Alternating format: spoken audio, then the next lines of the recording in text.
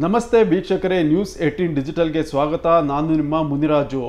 ಮೈಸೂರು ಬೆಂಗಳೂರು ಹೆದ್ದಾರಿ ತುಂಬ ಚೆನ್ನಾಗಿದೆ ಅಂತೇಳಿ ವೇಗವಾಗಿ ವೆಹಿಕಲನ್ನು ರೈಡ್ ಮಾಡಿದ್ರೆ ನಿಮ್ಮ ಮೇಲೆ ಕೇಸ್ ಬೀಳೋದು ಕೂಡ ಅದೇ ರೀತಿ ಖಂಡಿತ. ಯಾಕೆಂದರೆ ಹೆದ್ದಾರಿಯಲ್ಲಿ ಅಪಘಾತಗಳನ್ನು ಕಡಿಮೆ ಮಾಡಬೇಕು ಮತ್ತು ವಾಹನ ಸವಾರರು ಸುರಕ್ಷಿತವಾಗಿ ತಮ್ಮ ಪ್ಲೇಸ್ಗೆ ರೀಚ್ ಆಗಬೇಕು ಅಂತೇಳಿ ಸಂಚಾರ ಪೊಲೀಸರು ಮತ್ತು ರಾಜ್ಯ ಪೊಲೀಸ್ ಇಲಾಖೆಯಿಂದ ಕೆಲವು ಮಹತ್ವದ ನಿರ್ಣಯಗಳನ್ನು ಕೂಡ ಕೈಗೊಂಡಿದ್ದಾರೆ. ಆ ಸಲುವಾಗಿ ಬೆಂಗಳೂರು ಮತ್ತು ಮೈಸೂರು ರಸ್ತೆಯಲ್ಲಿ ಏನು ವೆಹಿಕಲ್ ಮೂವ್ಮೆಂಟನ್ನು ಒಂದು ರೀತಿ ಮಿತಿಗೊಳಿಸಬೇಕು ಮತ್ತು ವೆಹಿಕಲ್ ಮೂವ್ಮೆಂಟನ್ನು ಮಿತಿಗೊಳಿಸೋದಲ್ಲ, ವೆಹಿಕಲ್ ವೇಗವನ್ನು ಕಡಿಮೆಗೊಳಿಸಿ ಸುರಕ್ಷಿತ ಪ್ರಯಾಣಕ್ಕೆ ಒತ್ತು ಕೊಡಬೇಕು ಅಂತೇಳಿ ರಾಜ್ಯ ಪೊಲೀಸ್ ಇಲಾಖೆಯಿಂದ ಕೆಲವು ನಿರ್ಣಯಗಳನ್ನು ಕೈಗೊಂಡು ಅದಕ್ಕೆ ಬೇಕಾದಂಥ ಒಂದು ಕ್ರಮಗಳನ್ನು ಕೂಡ ಕೈಗೊಳ್ಳೋದಕ್ಕೆ ಈಗ ಮುಂದಾಗಿದ್ದಾರೆ.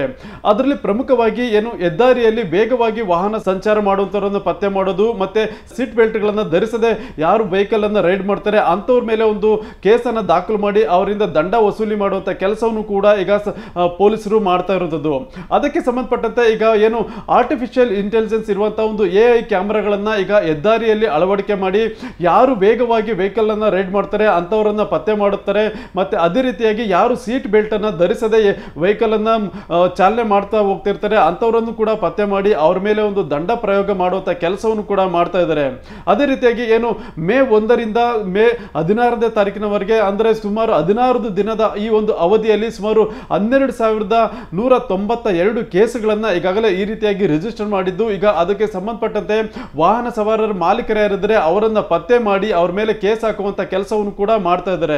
ಹಾಗೂ ಅದಕ್ಕೆ ಸಂಬಂಧಪಟ್ಟಂತೆ ಅವರಿಂದ ದಂಡ ವಸೂಲಿ ಮಾಡುವಂತ ಪ್ರಕ್ರಿಯೆ ಕೂಡ ಈಗ ಆರಂಭವಾಗಿದ್ದು, ವಾಹನ ಸವಾರರು ಮೈಸೂರು ಮತ್ತೆ ಬೆಂಗಳೂರು ಹೆದ್ದಾರಿಯಲ್ಲಿ ಎಷ್ಟು ಲಿಮಿಟ್ ನಲ್ಲಿ ಸ್ಪೀಡ್ ಅಲ್ಲಿ ಹೋಗಬೇಕು ಅದನ್ನ ಫಾಲೋ ಮಾಡಬೇಕಾಗುತ್ತೆ.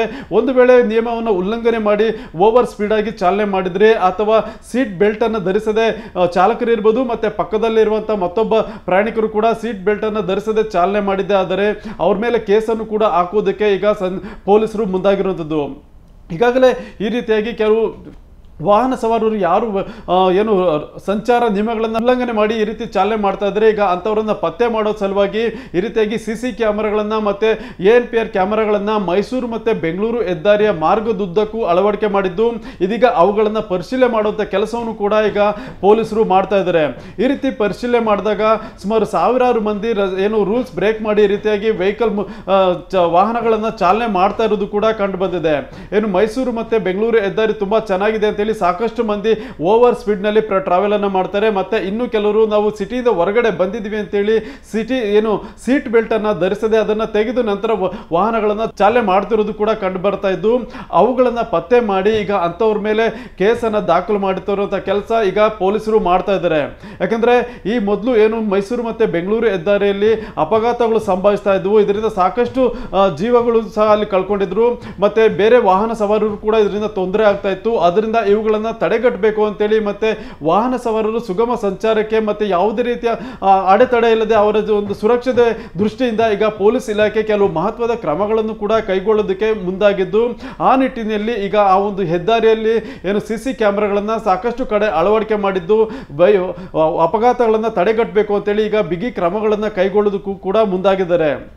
ಈಗಾಗಲೇ ಏನು ಕಳೆದ ಮೇ 1ರಿಂದ 16ನೇ ತಾರೀಕಿನವರೆಗೆ ಸುಮಾರು 12,192 ಕೇಸ್ ರಿಜಿಸ್ಟರ್ ಆಗಿದೆ.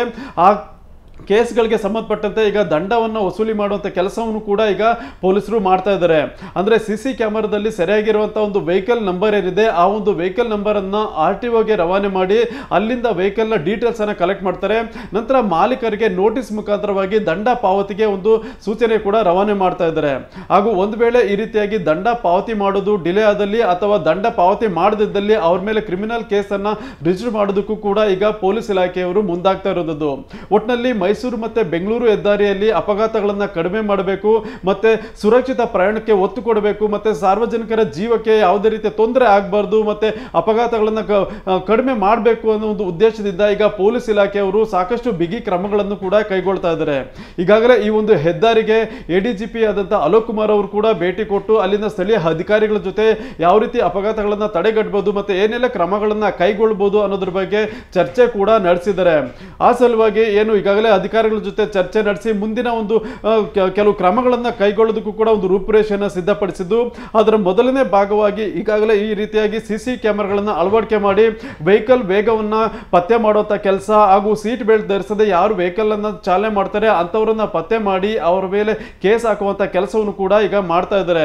ಈಗಾಗಲೇ ಕೆಲವು CCTV ಫುಟೇಜ್ ನಲ್ಲಿ ಯಾರು ವೇಗವಾಗಿ ಚಾಲನೆ ಮಾಡ್ತಾ ಇದ್ದಾರೆ ಅಂತವರು ಕೂಡ ಪತ್ತೆ ಆಗಿದ್ದಾರೆ. ಮತ್ತೆ ಯಾರು ಸೀಟ್ ಬೆಲ್ಟ್ ಧರಿಸದೆ ಡ್ರೈವ್ ಮಾಡ್ತಿರುವಂತಹ ವ್ಯಕ್ತಿ ಇರ್ಬೋದು ಅಥವಾ ಪಕ್ಕದಲ್ಲಿ ಕೂತಿರುವಂತಹ ವ್ಯಕ್ತಿ ಇರ್ಬೋದು, ಇವರನ್ನ ಪತ್ತೆ ಮಾಡಿ ಅವರಿಗೆ ಒಂದು ಫೈನ್ ಹಾಕುವಂತ ಕೆಲಸವನ್ನು ಕೂಡ ಈಗ ಪೊಲೀಸರು ಮಾಡ್ತಾ ಇರೋದು. ಆದ್ರಿಂದ ಇನ್ ಮುಂದೆ ಮೈಸೂರು ಮತ್ತೆ ಬೆಂಗಳೂರು ಹೆದ್ದಾರಿಯಲ್ಲಿ ಏನಾದರೂ ನೀವು ಟ್ರಾಫಿಕ್ ರೂಲ್ಸ್ ಅನ್ನ ವೈಲೇಷನ್ ಮಾಡಿ ಡ್ರೈವ್ ಮಾಡ್ತೀನಿ ಅಂತ ನೀವೇನಾದ್ರೂ ಅನ್ಕೊಂಡಿದ್ರೆ ಅದು ಖಂಡಿತ ತಪ್ಪು. ಯಾಕಂದ್ರೆ ನಿಮ್ಮ ಮೇಲೆ ಈಗ CCTV ಕ್ಯಾಮೆರಾಗಳು ಹದ್ದಿನ ಕಣ್ಣಿಟ್ಟಿದ್ದು ಅವುಗಳಲ್ಲಿ ನೀವು ಸೆರೆ ಆದ್ರೆ ನಿಮಗೆ ದಂಡ ಕಟ್ಟಿಟ್ಟ ಬುತ್ತಿಯಾಗುತ್ತೆ. ಇದು ಇವತ್ತಿನ ವಿಶೇಷ. ಇದೇ ರೀತಿ ಸುದ್ದಿಗೋಸ್ಕರ ನೋಡ್ತಾ ಇರಿ News18 ಡಿಜಿಟಲ್ ಕನ್ನಡ.